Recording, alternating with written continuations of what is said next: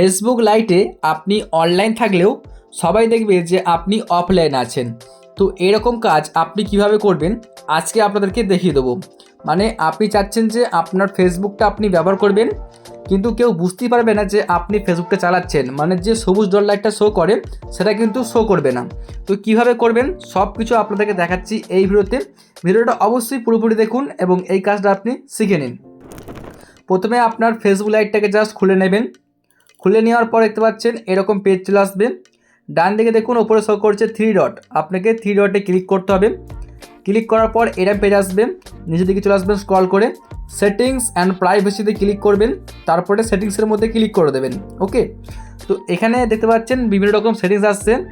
আপনি জাস্ট নিচের দিকে চলে আসবেন স্ক্রল করে, দেখতে পাচ্ছেন এই যে এখানে দেখুন একটা অপশন পাবেন যার নাম হচ্ছে অ্যাক্টিভ স্ট্যাটাস, দেখতে পাচ্ছেন আপনাকে এটার মধ্যে ক্লিক করতে হবে। তো আপনি ক্লিক করে দেবেন। দেখতে পাচ্ছেন এখানে দেখাচ্ছে আপনাদের এটা কিন্তু অ্যাক্টিভ আছে, মানে এটা অন করা আছে। এটা অন করা থাকলে কিন্তু সবাই দেখতে পাবে যে আপনি অনলাইনে আছেন বা কারোর সঙ্গে চ্যাট করছেন বা আপনি ফেসবুকটা আর কি ব্যবহার করছেন।